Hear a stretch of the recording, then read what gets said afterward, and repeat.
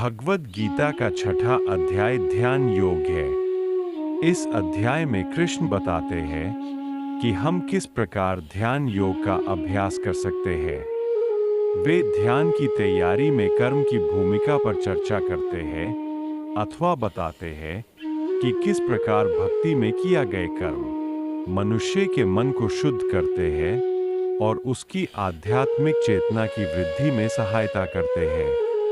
वे उन बाधाओं का विस्तार पूर्वक वर्णन करते हैं जो कि मनुष्य को अपने दिमाग को नियंत्रित करते समय झेलनी पड़ती है अथवा उन सटीक तरीकों का वर्णन करते हैं जिनसे एक मनुष्य अपने दिमाग को जीत सकता है।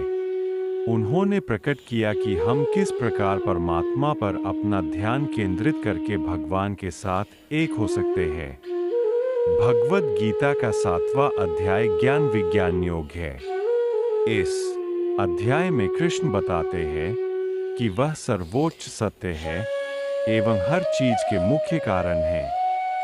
वे इस भौतिक संसार में अपनी भ्रामक ऊर्जा योग माया के बारे में बताते हैं अथवा प्रकट करते हैं कि इस ऊर्जा पर काबू पाना साधारण मनुष्य के लिए कितना कठिन है, परंतु जो मनुष्य अपने मन को परमात्मा में लीन कर लेते हैं वे इस माया को जीत लेते हैं और उन्हें आसानी से प्राप्त कर लेते हैं। वे उन 4 प्रकार के लोगों का भी वर्णन करते हैं जो भक्ति में लीन होकर उनको आत्मसमर्पण करते हैं अथवा वे 4 प्रकार जो नहीं करते।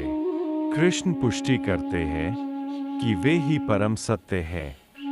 जो लोग इस सत्य को समझ लेते हैं वे आध्यात्मिक प्राप्ति के शिखर पर पहुंच जाते हैं और भगवान को प्राप्त कर लेते हैं। भगवद गीता का 8वां अध्याय अक्षर ब्रह्म योग है। इस अध्याय में कृष्ण मृत्यु से पहले अंतिम विचार का महत्व बताते हैं। अगर हम मृत्यु के समय कृष्ण को याद कर ले तो हम निश्चित रूप से उन्हें प्राप्त करेंगे।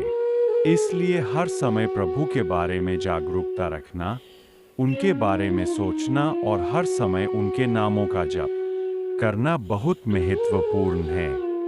अपने मन को पूरी तरह से कृष्ण की निरंतर भक्ति में समाहित करके हम इस भौतिक संसार से परे भगवान के सर्वोच्च निवास तक जा सकते हैं।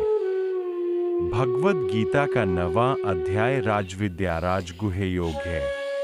इस अध्याय में कृष्ण समझाते हैं कि वह सर्वोच्च है और यह भौतिक संसार उनकी योग माया द्वारा रचित और खंडित होता रहता है अथवा मनुष्य उनकी देखरेख में आते जाते रहते हैं। वे हमारी आध्यात्मिक जागरूकता के प्रति भक्ति की भूमिका और महत्व का वर्णन करते हैं।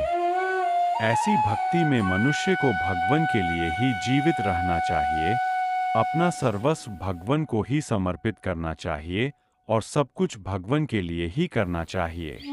जो इस प्रकार की भक्ति का अनुसरण करता है वह इस भौतिक संसार के बंधनों से मुक्त हो जाता है और भगवान के साथ एकजुट हो जाता है।